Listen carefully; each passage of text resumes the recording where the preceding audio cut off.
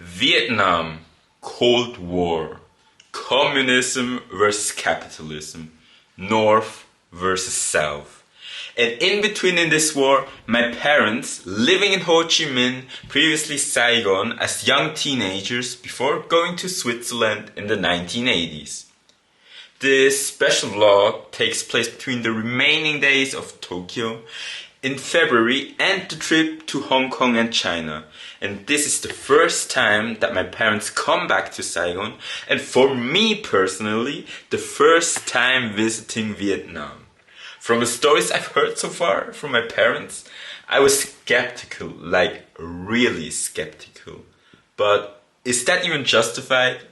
Well, in this special vlog, we will find out if my skepticism is justified. And don't forget to follow and subscribe to my channel and like this video.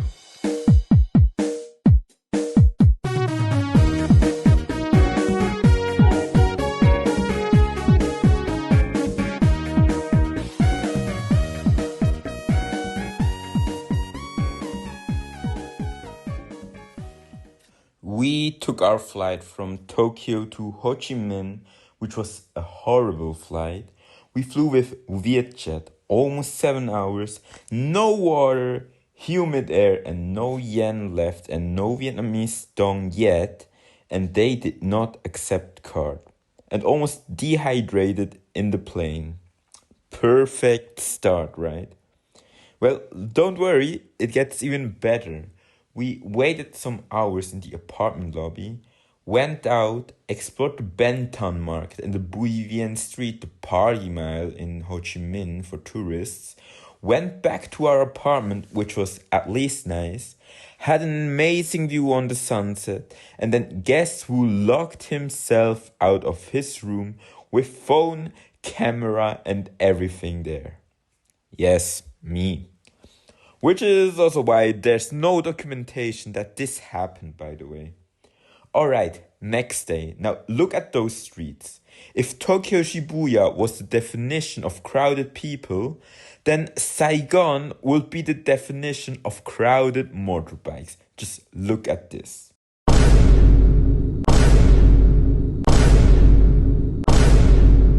Now, we ate dumplings in a restaurant close to District 4, and then we somehow got into this.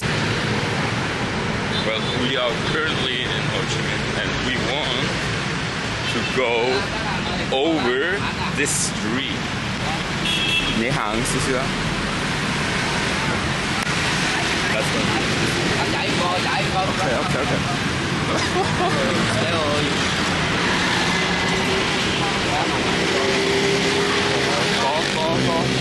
Oh my god.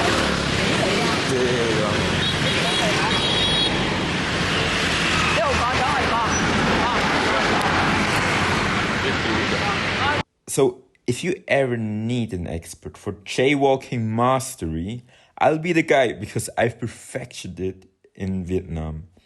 Now, why did we have to cross that street? Well, I can explain that to you.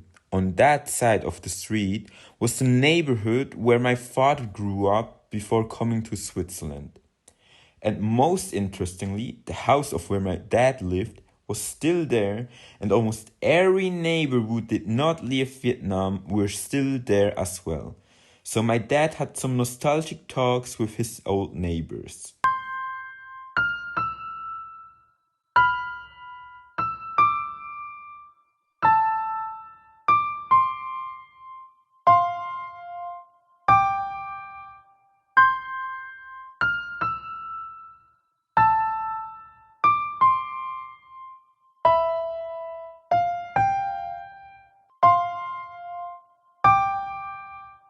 They also explained that during the rainy season, everything gets flooded on those streets there.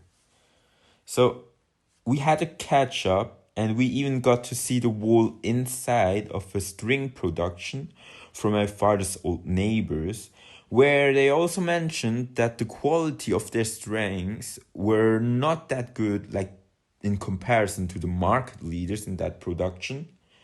Before we tried looking for the street where my mom grew up. And fun fact, My parents lived only like 300 to 400 meters apart from each other. We're on the same island, Indonesia, but only started to get to know each other in, yes, Switzerland. So we tried to find the street where my mom grew up, but we have faced a huge problem. Over the past decades, certain street names got changed by the communists, and therefore it was a journey to find it. However, we somehow found the house where my mom grew up, met the last neighbor from my mom who was still there. Well, some of you might ask, or maybe not, how comes that almost everyone from my dad's neighborhood were still there, while almost everyone from my mom's neighborhood were not there anymore? Well, it's actually quite simple. The place where my mom lived was a little bit more wealthy, which is why from that street many people were able to afford to escape during the Vietnam War. Meanwhile, the people from my dad's street were not able to afford it. After that, I got to try sugarcane juice on the neighborhood street of my mom, which was delicious. Then another fun fact, my mother said there are some new floors on the old house of my mom. Well, were the regulatories met for the building those extra floors? We will never know. But what I do know was that it was super interesting to hear stories of the past unfolding and finally understanding what happened and where that happened, and also how my parents grew up and compare it to how I grew up in Switzerland.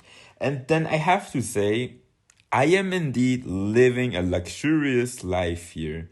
And whenever they say now that what they had to do as a child and compare it to me nowadays, well, I guess I can't have any objections against those arguments anymore.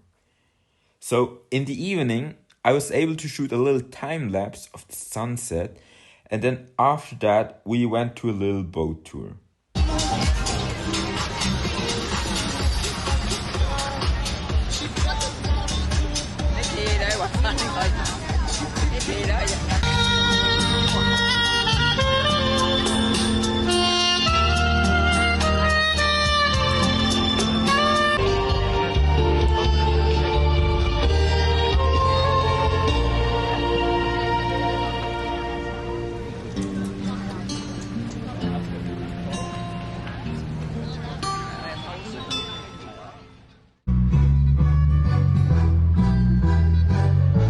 On the next day, we went to another market. Were there for quite a long time, then went in the evening to a Viet Cong shopping center, which I did not film. And then, because it looked pretty crowded, we went on demand of my parents. And I have to explicitly mention that it was on demand of my parents to a restaurant next to that shopping center. Because it was really crowded, as I already mentioned. So, at the start, I was wondering, why is the waitress side-eyeing me when I started filming? Well, later on, we found out we somehow landed in a Vietnamese Hooters with my parents. Fourth day, we went to Mekong Delta tour, and my outfit, of course, strong representative of FC Basel. The day before, FCB got their #1 spot back in the league, so I had to wear it, of course. During the tour, I've got to know some cool people there. Greetings to you all, I hope you are watching it. Then the tour was pretty cool. I had the opportunity to have a snake around my neck, which was quite scary. Then we ate something and then got on a boat, had a little boat tour on the river, and it gave some throwback vibes for my parents, which escaped with a boat from Vietnam. And then we were also going through some stores, and also, for example, tea. This tea was stored in one of those storages to keep it warm. And the guide even showed us some work which are made around the Mekong Delta River. And my dad told me about that, and he said that he has done some of those works when he was a kid. Now, during that tour, I even tried to cycle around. However, brakes were not working properly, and I tried to film myself. But then, during that, a funny story came up. Also, very funny. Oh my god, I'm not sure if I film myself. Okay, also very funny. I just met a Lugano fan because he recognized my jersey, and we got the first spot. After that, we had a little tour with the tuk-tuk, and it was a little bit rough, but it was just like 5 minutes. Then, when the tour concluded, we went in the evening on recommendation of the guide to a street food. I even tried slush Sprite, which was ice, but it was still good. And then on the 5th day, my parents did some errands, and then we went to the landmark 81 and had a drink there. And when we had to go down from the landmark 81, we had to joke about this since my dad got a little trauma from Japan. 點解唔問樓梯啊，老豆？點解唔問樓梯啊，老豆？點解未嚟㗎？嗰頭有樓梯咯，老豆睇。嗰頭係下邊啊。點解唔去啊